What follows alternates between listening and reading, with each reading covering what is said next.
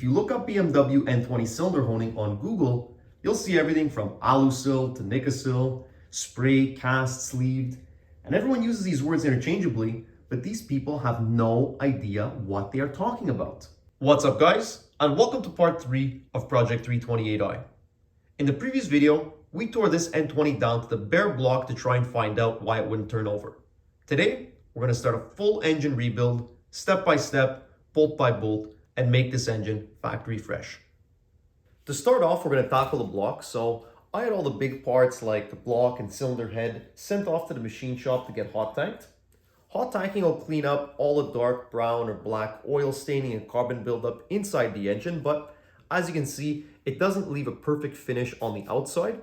The only way you could get that is by doing something like a media blasting, which I opted not to do because it costs more and it's only aesthetic. Really what you need is the hot tank to get the inside cleaned. As you can see, the deck surface looks pretty much perfect, but I'm going to talk a little bit more about that once we get to the cylinder head. For now, what we're going to do is start working on getting the whole bottom end reassembled. So the first thing that we have to put back in are the piston oil squirters. So you want to be careful when you're going to be using any of your tools inside this engine because oftentimes you're working with rust or dirt or sand, and if you put that tool into the engine, then you're going to be transferring all that into your brand new rebuild.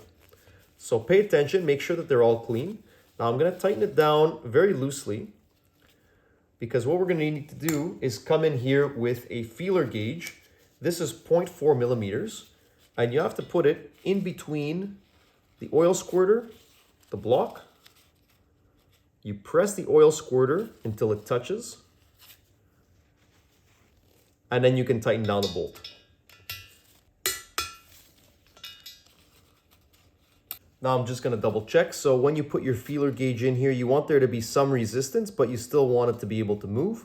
So this is a good fit. Now I'm going to do the same thing for the other three.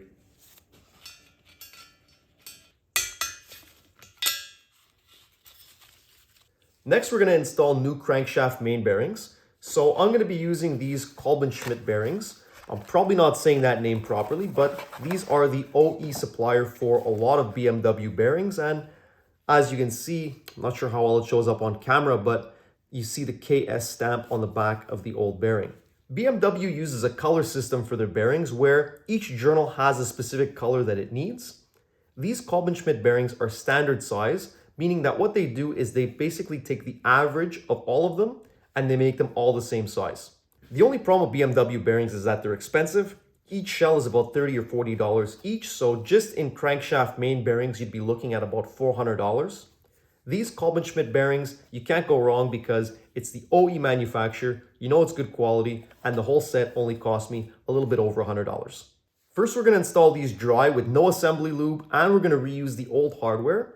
That way we can plastic gauge all the bearing clearances, and then once we're sure that everything is within spec, we'll reassemble it with the assembly lube and new hardware. First, I'm going to come and brake clean all these bearing journals. When I got it back from the machine shop, I actually brake cleaned all the oil passages as well, just to be sure that there was no remnants of any debris anywhere in the engine. At this point, cleanliness is the most important thing because any little bit of grit or sand that gets in the engine has the possibility of ruining the rebuild. So at this point, no matter what you're doing, make sure it's always clean gloves, clean tools, and clean surfaces.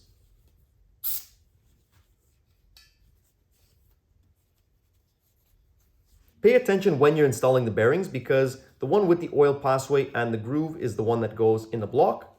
The smooth one is the one that goes in the bed plate. To install the bearing, just line up the tang in the block and then press down the other side to be flush. The middle one is the thrust bearing, so as you can see, it's a little bit different. This prevents the crank from moving back and forth in the block. Okay, that's perfect. Now I'll do the bed plate.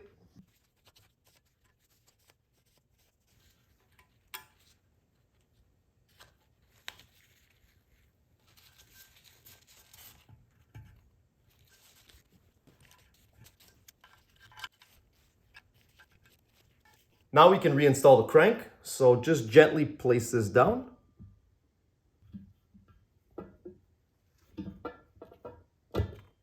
To use the plastic gauge, you just have to cut a small strip and place it on top of the journal, but after compressing it, it has a tendency to get stuck on the surface pretty good. So before applying it, what you can do is apply a little bit of silicone spray on each of the surfaces.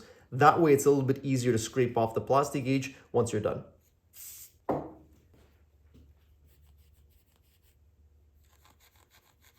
Now we can place the strip on top. Now we can put the bed plate back on.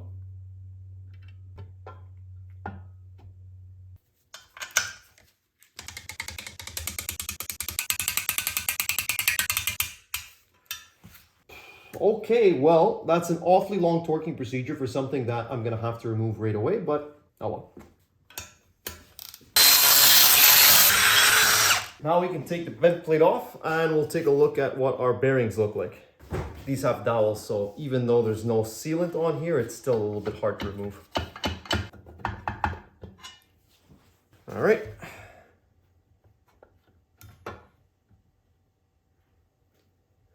Okay, looking good. Now to read the marking, it's really easy. All you do is compare the mark on the paper versus the mark on the crank. So as you can see here, the mark on the crank is smaller than 0.025, which is the first green mark. That means that the clearance is greater than that. And the mark on the crank is larger than the white mark, which is 0.038, which means that the clearance is less than that. So that means that this clearance is somewhere in between 0.025 and 0.038. And the spec on this car is anywhere between 0.02 and 0.04. So we're right in the middle, perfectly in spec. You also want to pay attention to the consistency of the marks in between all the journals. So even if they're all within spec, if there's one that's significantly larger or smaller than all the rest, it's something to look at. In this case, everything matches almost perfectly, so we're good to reassemble. Now that we know all the clearances are good, I'm going to come here with some brake clean and clean all the plastic gauge off of the crank.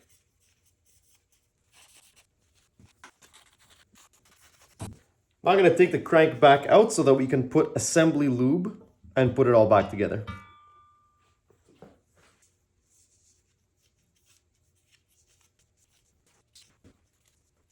Now we can put this crank right back in place.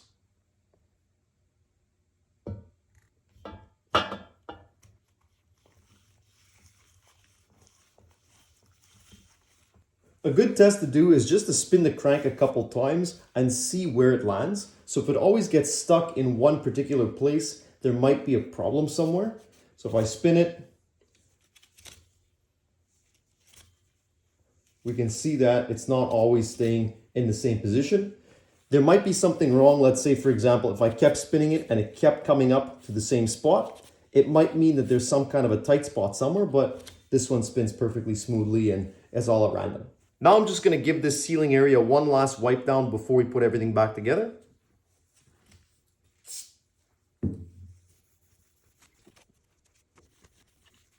The sealant we're going to be using is this Permatex Ultra Black, using my fancy Milwaukee caulking gun. In the service manual, it calls for Loctite 5970, which is basically just a regular black RTV. You have to pay attention because on a lot of motors, they have a special epoxy that needs to be poured through a small channel. If your car has that, you can't replace it just with an RTV, but on the N20s, this is how it is.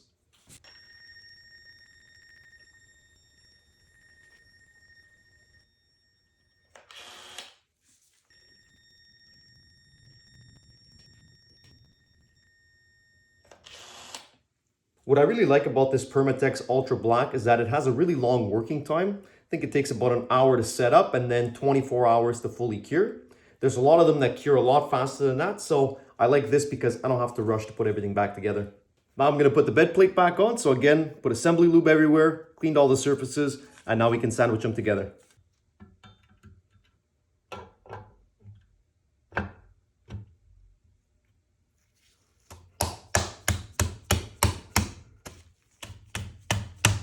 I'm going to put the new hardware in.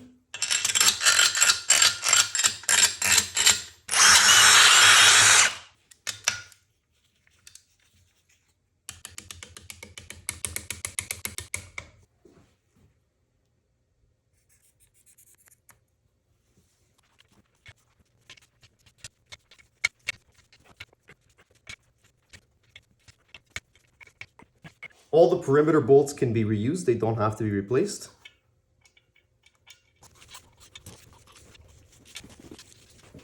And then the 4 bolts that are slightly longer and have this collar go on the edges of the front and rear main seals.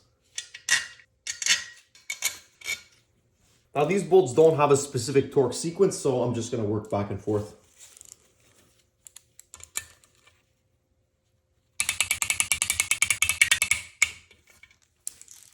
Well, so far this is looking pretty good. So as you can see, there's a little bit of RTV squeezing out of all the joints. It's fairly uniform. Now, while the RTV is still soft, we have to install the front and rear main crank seal. If you take a look at the old one, you'll see that there's these little tabs where it touches the RTV. So basically it needs to be pressed in and the RTV is going to make a seal along that edge. First, I'm going to put the crank hub in. That way we have something to line the seal up with.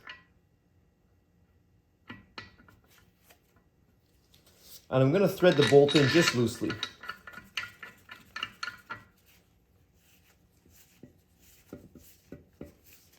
Well, our crank spins very smoothly in here. And now to put the seal in, there is supposed to be a special tool used to press it in completely evenly. I unfortunately don't have that, so I'm just going to press this here. We're going to slowly tap the seal on and then use the old seal to make sure that it's completely flush.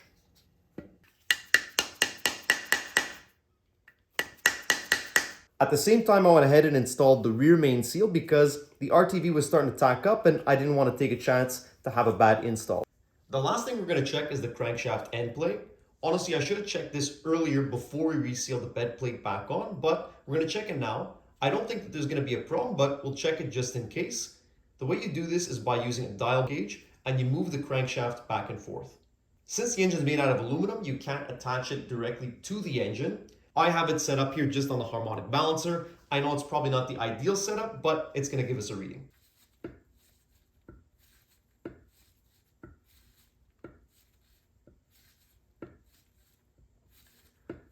So that looks like about 4.5 or 5 thou. The BMW spec is 0.06 millimeters to 0.25 millimeters, which is a pretty wide range. 5 thou converts to 0.127 millimeters, which is right in spec, right on the money, so we're good to go. Now we're going to take a look at the pistons. This was supposed to be one of the easiest parts of the rebuild because they were all in good shape, minimal skirt wear, so I was just planning on throwing a new set of rod bearings in and just sending it down the road. Unfortunately, while I was working, I had the pistons on one of my work tables, maybe a little bit too close to the edge, bumped the table, and one fell right on the ground. As you can see, the top of the piston got dented pretty good, and it's not something I'd be comfortable reusing. Luckily for me though, this is an N20 and parts are pretty cheap and easy to find, so I bought a whole set of 4 matching used rods and pistons on eBay for only about $300. They came out of a slightly newer car and the pistons had a slightly revised design, but I checked the service manual and the new revision is backwards compatible. Once I opened them up, I was really impressed. Low mileage, almost no skirt wear, until I got to the last one in the box and found it cracked on both sides. Unfortunately, it got damaged in shipping. If the pistons were the same older design like these, I would have just taken one to replace my damaged piston and that's it, but since they're different revisions, I wanted to replace them as a set. At that point, I just started looking for new ones. BMW charges something like $300 or $400 per piston, and that's just way too expensive for this kind of a job. I tried looking for Mahle or Kolbenschmidt, but the only things I could find were these knockoffs coming out of China. Then finally on page 80 something of my Google search, I found these pistons from a company called Neuro. Now, as far as I've been able to research, they aren't an OEM for BMW pistons, but they are part of a conglomerate with Gleico, Goitz, and a lot of other brands, so at least this is from a real manufacturer, and Goitz is actually the OE for the piston rings in this engine. Taking them out of the box, and they look absolutely identical to the updated piston design. Same casting and machining marks, same QR code, so this is about as close to OEM as I think I can get, and it only costs about $400 for all 4. They also come with new Goitz piston rings, but we'll talk about that a little bit later. Right now, I'm going to take the old pistons off the rod so I can clean them up. Then we're going to weigh everything to match the new parts as closely as possible. To get the piston off, you have to remove this snap ring. Now, I don't have the BMW special tool, so I'm just going to pry this open with a screwdriver You have to be extremely careful when you do this because these are under a lot of tension, so make sure you have safety glasses on. Once it's up, you kind of just work your way slowly around. Oh my God, and that is why you have to be careful. I don't even know where the hell this thing went. So now we should be able to push this out. Now, I think that there's a lot of carbon buildup or something, so I'm gonna grab a hammer and try and tap on this a little bit.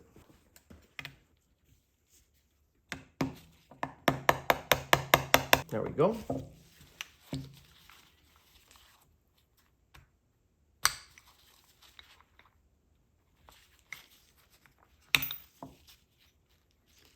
Now we can separate the rod, and this should pull out the rest of the way.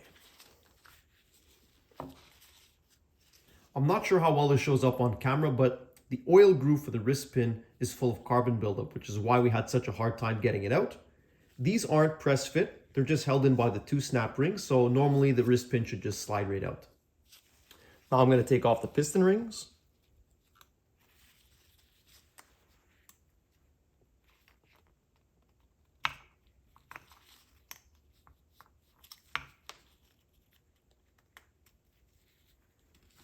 Now that these are all cleaned up, we're going to come and weigh all these components individually to see how they stack up versus the new replacement parts. The reason why this is important is that anything that's part of the main rotating assembly is under a lot of force when the engine is going at several thousand RPM. A few grams of difference, even if that may not seem like a lot, is amplified at those speeds and can cause the engine to become unbalanced, which can lead to extra wear and just overall harshness when the engine's running. According to the service manual, there shouldn't be more than 5 grams of variance between the rods. Now, I know this kitchen scale is probably not incredibly precise, but it'll be enough for what we're trying to do. We'll start by weighing the rods.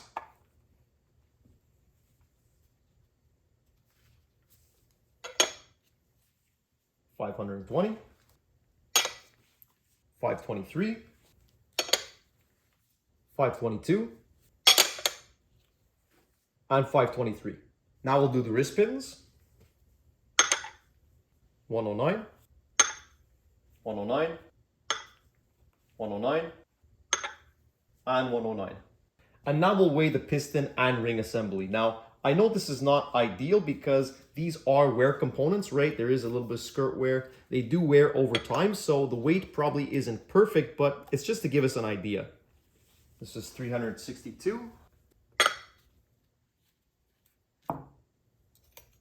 367.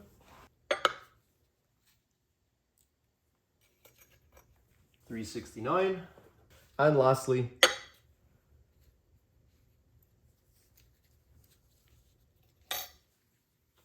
362. So that brings these assemblies to a total of 991 grams, 999 grams, 1,000 grams, and 994 grams. Like I said, the spec in the service manual is 5 grams of variance between the rods. These are all good within 3 grams. There are no specs for pistons because, again, these are wear items, but let's see how close we can get with the new parts.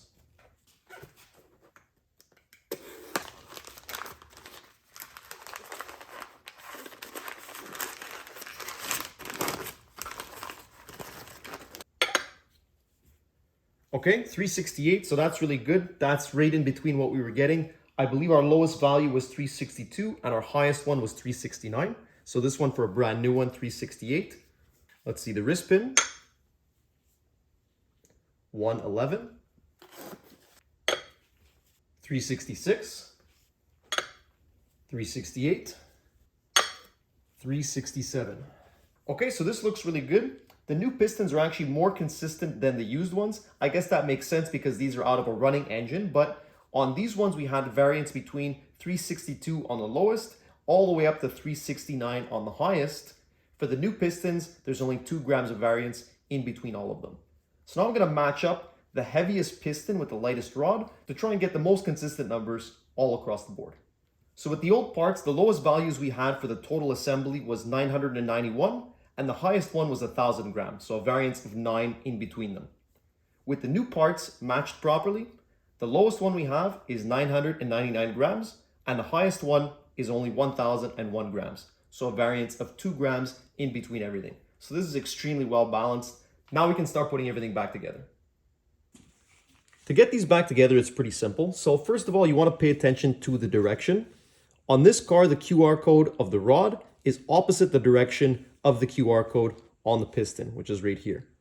So this QR code is going to be facing that way and the rod QR code the other way. Then we're going to put some oil all over everything. The wrist pin inside the piston and inside the rod. You'll notice that there's already one of the circlips installed in the piston. So in this case, it's on this side.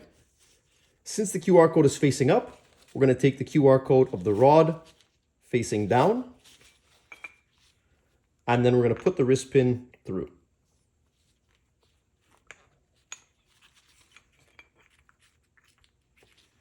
So these go together really nicely. Now, to get the circlip in, there is a special tool that you're supposed to use. I find it pretty tricky to get these in, but basically all I'm going to do is press it in and then use a plastic pry tool to push it in all the way across the edges. Basically, I'm just pressing the clip in.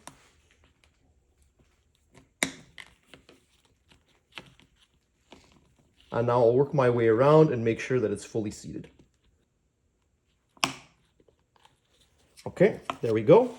Now you want to check to be sure that this moves smoothly. So the rod moves smoothly on the wrist pin, and then that the wrist pin actually moves inside of the piston. So grab the wrist pin and that should be able to move as well. So there you go. After having enough pistons in the shop to put together a V12, we finally have a good set of 4 to go back in the engine. Like I mentioned, what's good is that these come with a brand new set of OE Goitz rings because I was planning on replacing them anyway. If you take a look at the ones that were in a car, they had quite a bit of wear, and when I checked the end gaps, they were out of spec, but again, that's to be expected on a car with over 200,000 kilometers. Now let's talk about the block and what needs to be done to get it ready for the new rings. Engine Building 101 says that the cylinders need to be honed for the new rings to seat properly. But if you look up BMW N20 cylinder honing on Google, you'll see everything from alusil to nicosil, spray, cast, sleeved, and everyone uses these words interchangeably, but these people have no idea what they are talking about. So let's break it down. The N20 is a cast aluminum block that has an electric arc spray coating on the cylinder walls. What does that mean?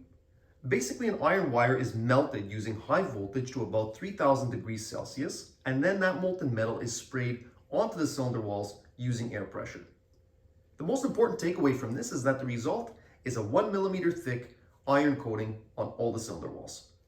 So from a repair perspective, this could be good or bad depending on the condition of the cylinders. It says in the service manual that if the block is determined to be out of spec, it can't be reworked and the whole thing will have to be replaced, which means that if there was heavy scoring or the cylinders were significantly out of round, it can't be bored and rehoned because there isn't enough material in the liner. Luckily for us, the cylinders were all in good shape. I had everything measured at the machine shop and they are slightly worn, but in spec and fine to reuse. So where does that leave us for the piston rings? Well, it actually leaves us in a great spot because if this was actually alusil or nicosil, like all those forums say, then we'd have more of a problem because not many shops know how to deal with those materials properly. But for iron, it's the same thing they've been making engines with for over 100 years, so any shop can do it. Owning for new rings takes off less than 0.02 of an inch, which is less than 0.05 of a millimeter. And we said the iron coating is 1 millimeter thick. So if your cylinders are in good shape, a light hone for new piston rings on an N20 motor is totally okay. Now let's measure the rings. This is the tool I had mentioned earlier to remove the piston rings. So you insert it in between, make sure that it's lined up on the edges, and then you expand and simply remove. So I'm going to start by putting the ring in by hand.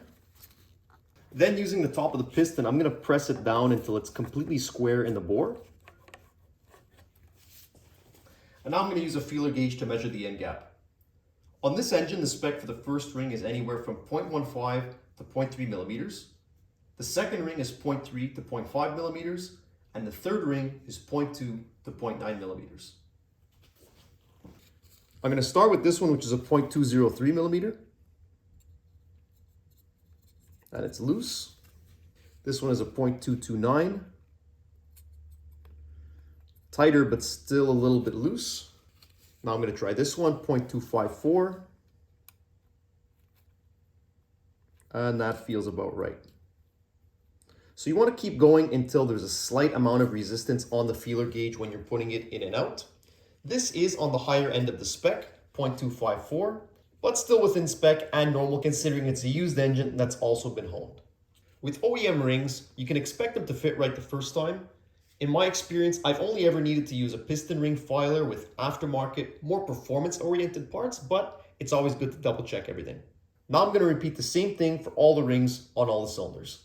Finally, once everything is measured and you're putting the piston rings back onto the piston, you have to pay attention to the orientation. So the top ring I have at the top of the piston, the secondary compression ring I have at the bottom, and then the oil ring is a 3-piece ring, so I have them at 120 degrees. The lower rail is here, the spring is here, and the upper rail is here. What's good is that when the rings are new, they have these little markings on them that makes it easier to identify. On the used rings, sometimes it's harder to find. So that is there. On the bottom, like I said, I have the secondary compression ring. And then for the oil ring, the upper gap is here. The lower gap is here. And the spring meets up here. It's important when you're doing this that you don't leave the piston rings over the wrist pin. The reason for that is that the piston is a lot narrower where the wrist pin is, and so you'll have more blow-by because it's not hugging the wall like it is on the top and bottom. Now I'm going to cover everything in oil.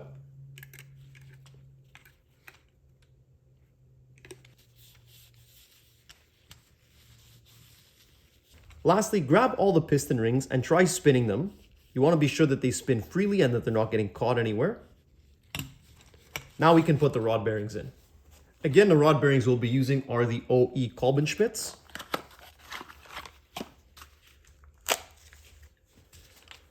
So now I'm going to take the rod bolts out.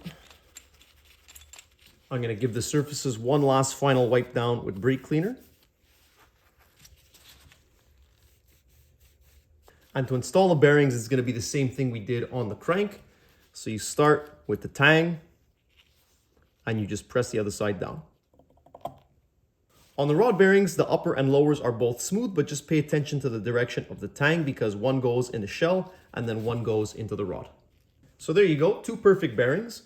Now we're going to do the same thing we did for the crank. So first we're going to install these using the old hardware and completely dry. That way we can plastic gauge the bearing clearances. Once we're sure that everything's good, we'll come back and reassemble it with some assembly lube and the new hardware.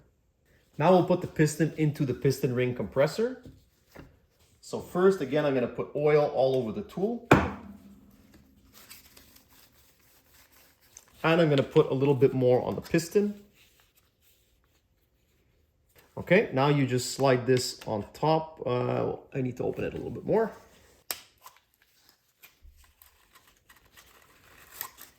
So basically the mechanism ratchets. When you turn the key, it clicks and it locks into place. Again, just pay attention when you're doing this to the piston ring orientation because they do have a tendency to move around. Okay, so that looks pretty good. Now let's put it in the engine. I'm gonna get some more oil and put it down the bore.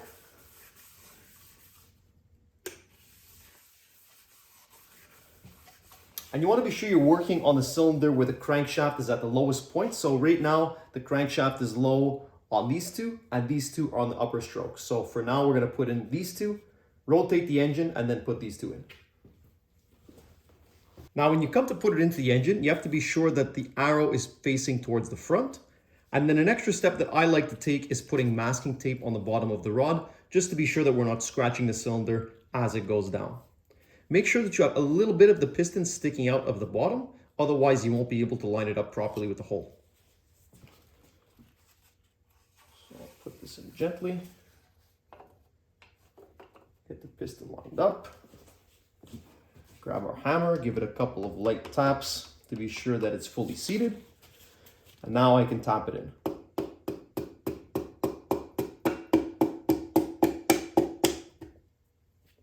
Perfect.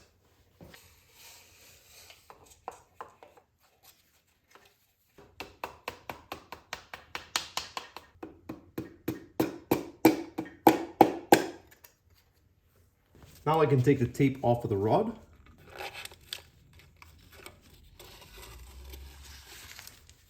And now I'm gently going to pull up to line it up with the crank.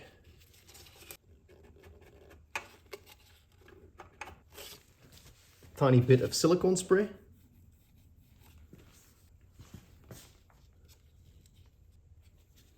Now the rod cap with the old bolts. The bolts do need to be oiled to torque.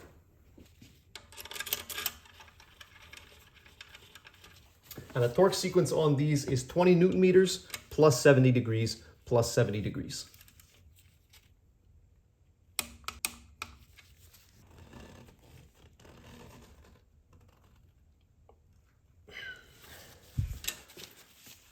Okay, now we can loosen these and check the clearance.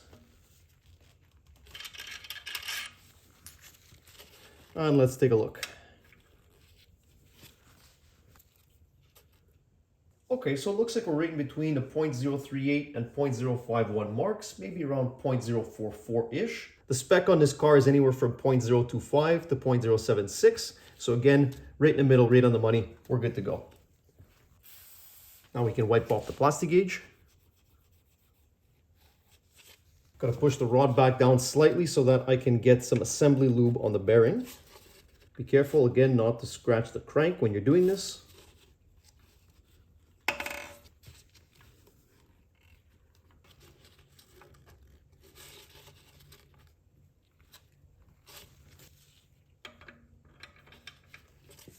And now torque to spec with the new bolts.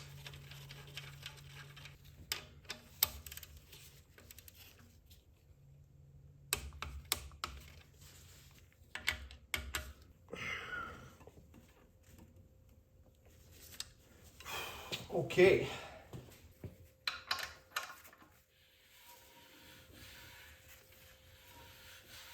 Wow, that looks amazing.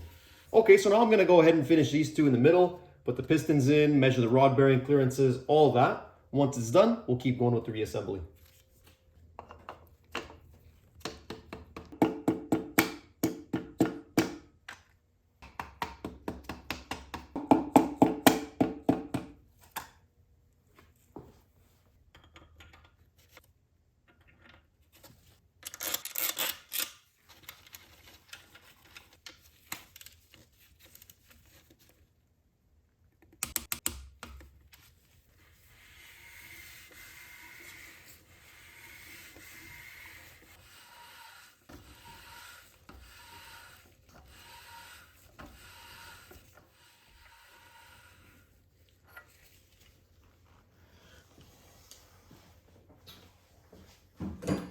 Wow, it's finally starting to look like an engine again. Now we're going to tackle the cylinder head. So as you can see, back from the machine shop, they did a really nice job cleaning this. All the dark yellow and brown oil staining is all gone. To give you an idea, this is the color of the cam cap that went right here. So you can see this is basically what the rest of the cylinder head looked like. And it was actually even worse in a couple spots that had a little bit more buildup. Taking a look at the head surface, you can see that it's almost perfect, and I didn't have it decked or machined or anything. I used this BMW special tool called an extractor.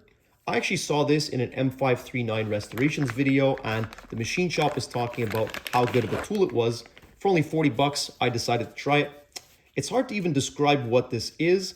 It kind of looks like a sanding block, but a sanding block would just scratch up a soft material like aluminum.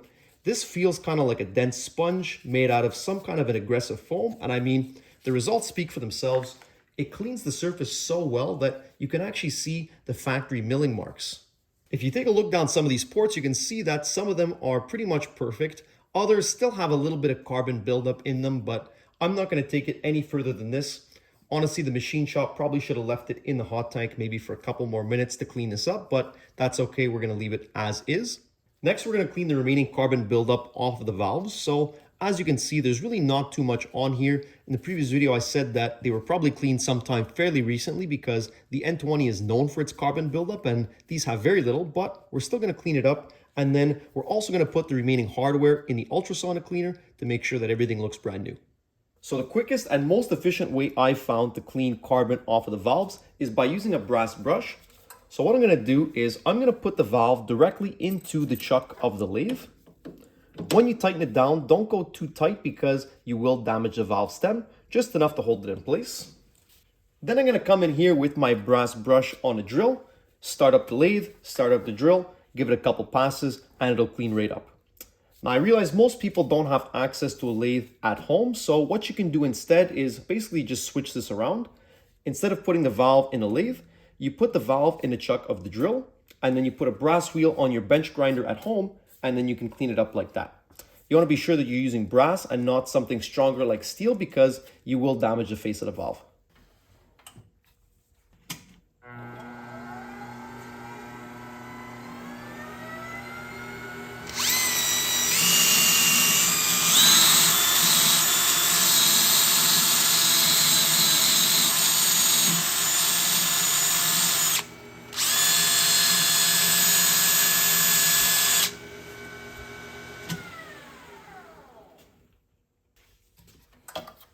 So after a couple seconds, it really doesn't take long. You take this thing out. And as you can see, the result is really good. So you want to be careful when you're using that brass brush, not to go too far up the stem. You don't really want to touch the surface where the valve is going up and down. I was basically only going up to here where all the carbon was. To clean the remaining parts, I'm going to put them in the ultrasonic. Inside, I'm just using this simple green aircraft cleaner. I find it works really well, but you can use anything you want as long as it's non-caustic so that you don't damage the aluminum. This is what the parts look like before going in the cleaner, so you can see that they're all dark, full of oil stains. Now I'm going to put them in here for about 5 minutes at 40 degrees, and we'll see the results.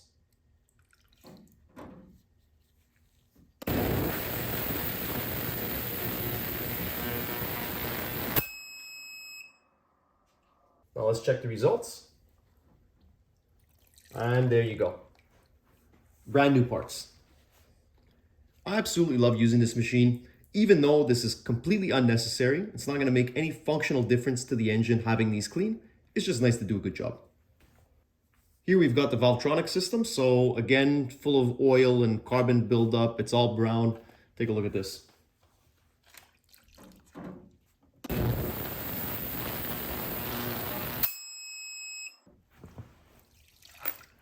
And again, perfect every time, like new.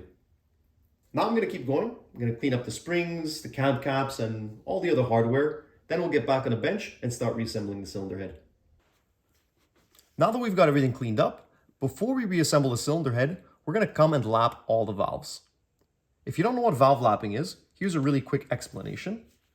If you take a look at the valve, you see that there's a shiny ring that goes all the way around. And that's the surface that actually contacts the valve seat. And then here you can see that shiny ring. Those two have to be a perfect seat in between each other so that the valve seals properly. Valve lapping is just applying some grinding compound on the surface of the valve, putting it into the cylinder head, and then spinning it back and forth so that this surface matches the valve seat perfectly. It can take out any minor imperfections or any minor pitting. Honestly, these valves are in really good shape, but it's an extra step you can take. If your valves are heavily pitted or the valve seats have heavy damage, at that point you will still need to get a full valve job. This won't get out any heavy damage, but it's just going to make a perfect seal on these already good looking valves. This is the compound that I'm using if you're interested. So you don't want to put too much. I just get a little bit on my finger and I kind of work my way around the valve. Next, before you reinsert the valve, get some oil and spray it down the valve stem. You don't want to be doing this dry. Now I can put this down.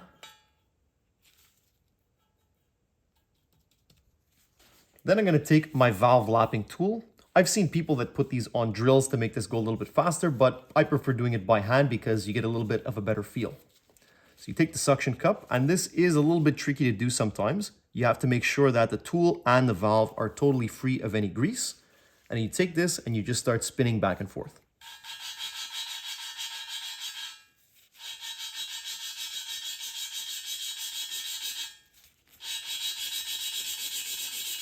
You want to keep some brake cleaner nearby so that you can wipe the face of the valve of any grease. And basically you keep going until the grinding sound starts changing pitch. So you could already hear when I started, it sounded a lot more coarse. Now it's getting more and more fine.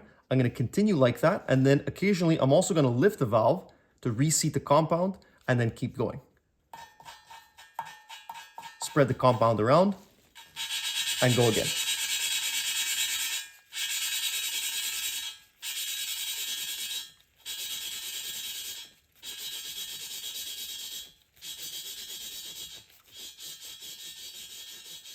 So I keep going until every time I lift it up that I'm not getting the heavy grinding, I'm just getting the smooth grinding. So that's pretty good. I'm gonna take this out now. I'm gonna get a clean towel and then wipe the surface of the valve. And you can see that we've made a nice matte finish all the way around. So we know that this is sealing properly. I'm gonna wipe the valve seat. And you can see that now there's a perfect matte ring that goes all the way along here. So depending how bad your cylinder head is, you might need to spend a little bit more time lapping. These ones, like I said, are in really good shape, so less than a minute and it works perfectly.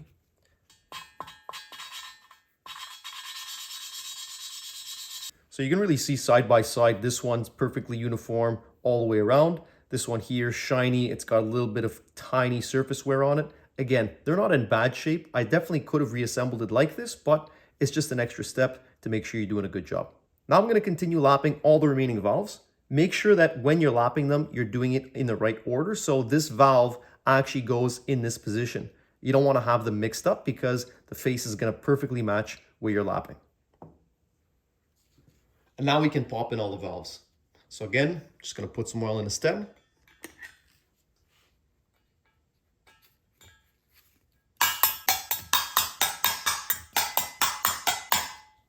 Now I'm going to use some masking tape just to keep all the valves down while we flip this over.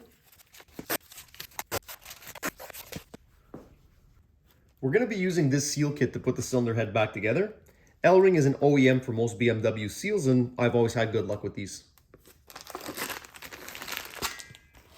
In the valve stem seal kit, you'll see that there's this clear plastic sleeve.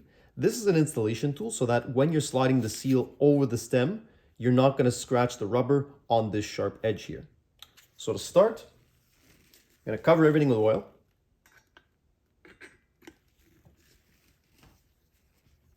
Slide the sleeve on. Some more oil on top. Then you just take the valve stem seal and gently press it on. Once it's on, you can take the red sleeve out. And then to make sure it's fully seated, I just like to use a socket and you just press it down.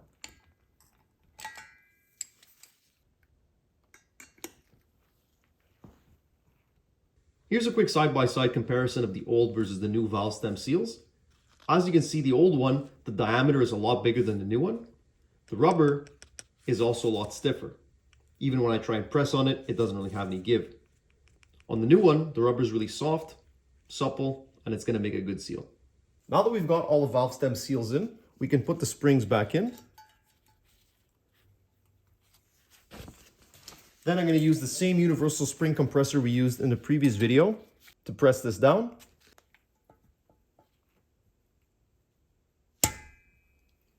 And then to get the keepers back on, my favorite tool to use is just a small magnetic flat blade. I also put a little bit of oil on the valve stem because that's going to help the keepers stay in place when I take the screwdriver away. And see, with that little bit of oil, it stays stuck on the valve. Get the second one. Perfect. Now I'm going to very slowly release the spring compressor. You have to be careful because sometimes when you do this, the valve keepers can move and then the spring is going to be under tension and fly right out. And then you can even press it down slightly again just to make sure that the keepers are fully seated. And that's perfect. Next, we're going to install the eccentric shaft.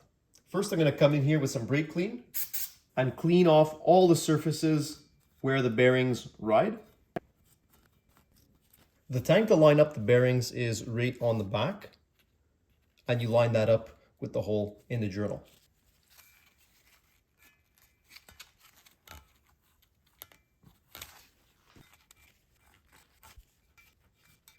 Just put some oil on these surfaces. And I'm also going to apply some directly onto the needle bearings. So now we can put this in place. Then I'm going to just grab one of the caps.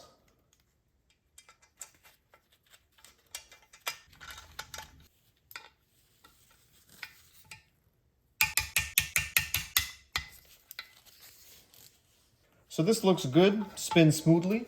Now I'm going to install the eccentric shaft motor. As you can see, this one I wasn't able to put in the ultrasonic cleaner, obviously, but you can see how dirty this is in comparison to the rest of the cylinder head, which now looks like brand new.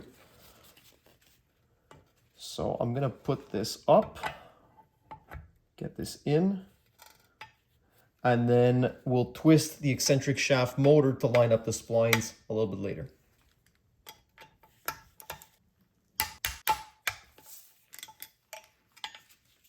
Now to line up the splines, what I'm going to do is twist this and then use the 4mm Allen to turn the motor until now it starts engaging with the gear.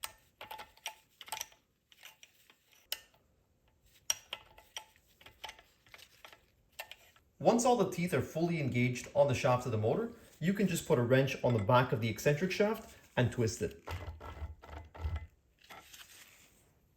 Now we can start putting the exhaust camshaft back together. So first I'm going to fill all the lifter holes with oil and then put the lifters back in. I've also had these sitting in oil.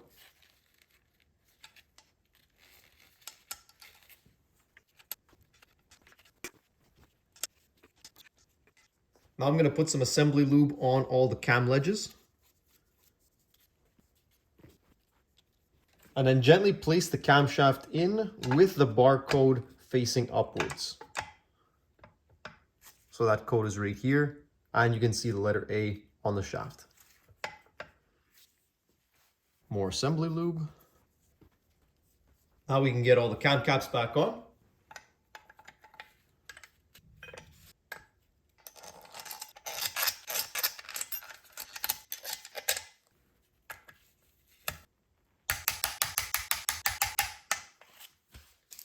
Okay, now we can put the oil squirter back in.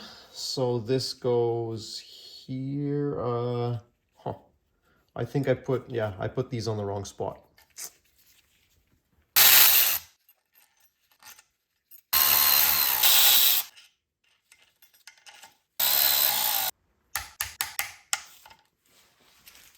Okay, now we can put this on for real this time. This clips in over here. This bolt goes through here. Renew sealing ring. What? Huh. That's interesting. In the service manual, it says renew sealing ring on this. When I took it off, there was none. So I checked on real OEM and there's not supposed to be any here. So it's an interesting mistake in the service manual.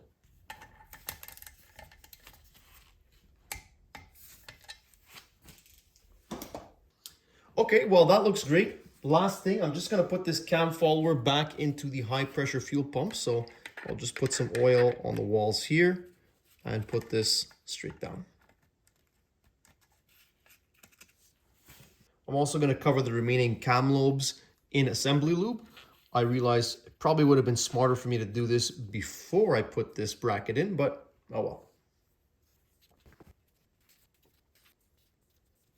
And now I'll do the exact same thing on the intake side. Oil-soaked lifters and rockers.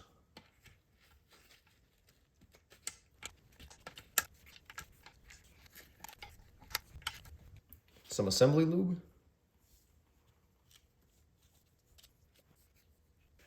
Now we'll get the cam in. So again, the barcode that's in the front over here needs to be pointing up.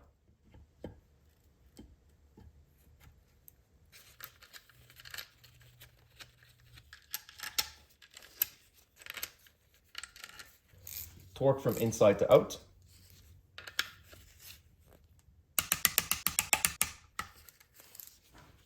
Finally, the last thing we need to put back into the cylinder head are the eccentric shaft rockers and springs. If you've never done this before, it is a little bit tricky, but the first thing you want to do is make sure that the eccentric shaft is at minimum lift.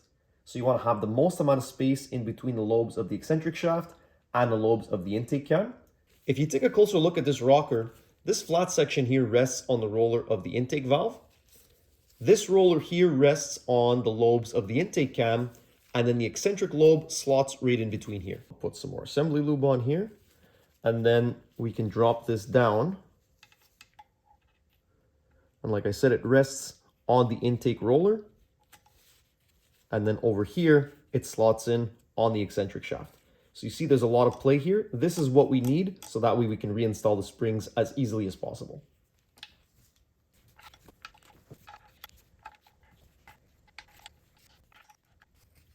Now we're going to reinstall these shims. So you can see the roller marks that are left on the bottom here. So this slides in on top of this, and make sure that these rollers are pushed onto the eccentric shaft.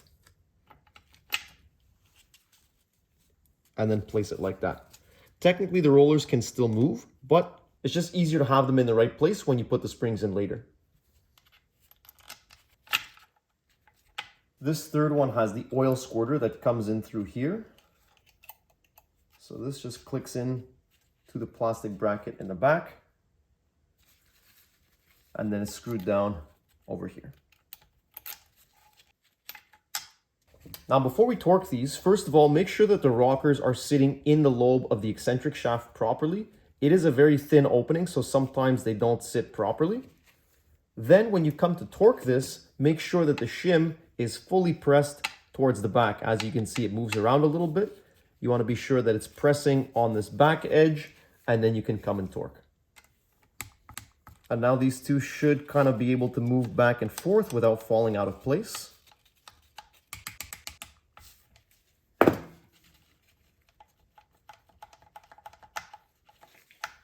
Perfect. For the spring, you want to come in here, spread it apart, get it around the rockers. You want it to sit on top of the shim in this little channel here. And then the spring has to contact down here. And then once there's tension on it, you want to be sure that it's in that groove properly. Now to compress these springs, I have this special Valvetronic spring compressor tool. If you want to learn more about it, go check out part 2 if you haven't already. I explain a little bit more in depth how it works, but these springs are under quite a bit of tension. So without the right tool, it's quite difficult to do this properly. Gonna make sure that this is lined up with the legs of the spring. Now I can lock the top onto the spring.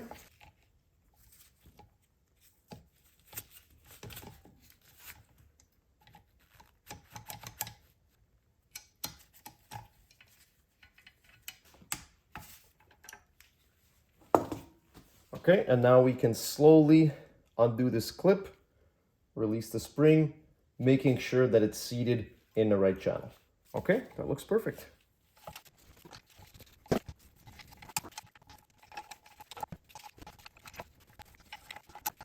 Well, this looks pretty damn good.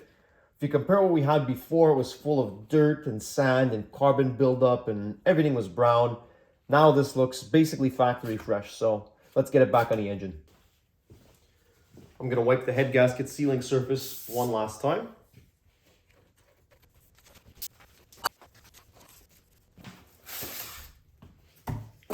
Brand new OE L-ring head gasket. Get one last look at these beautiful shiny pistons. And hopefully we won't have to see them anytime soon. Okay, now you can gently put this down.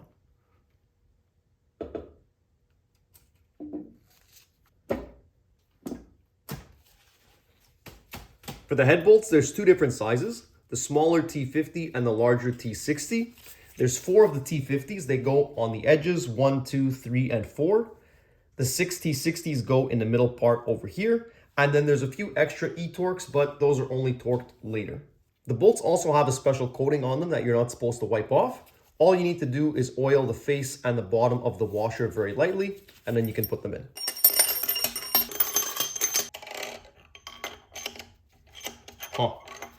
Okay, well, I actually can't get the head bolt in with this oil squirter here, so I'm gonna have to take it off again.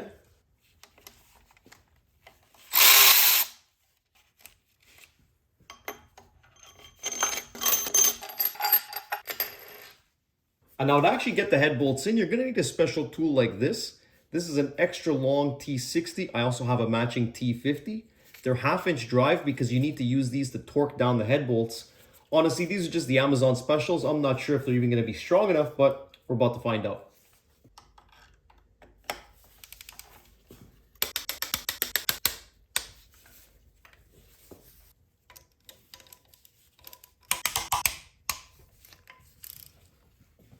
And now hopefully put this oil squirter on for the last time.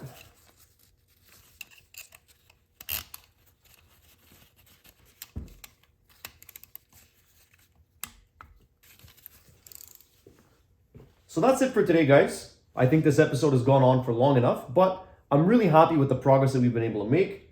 It did set us back for a couple of weeks waiting for those pistons, but I'm glad that we have all those new parts in here because now it's really a full engine rebuild and everything is gonna run like new.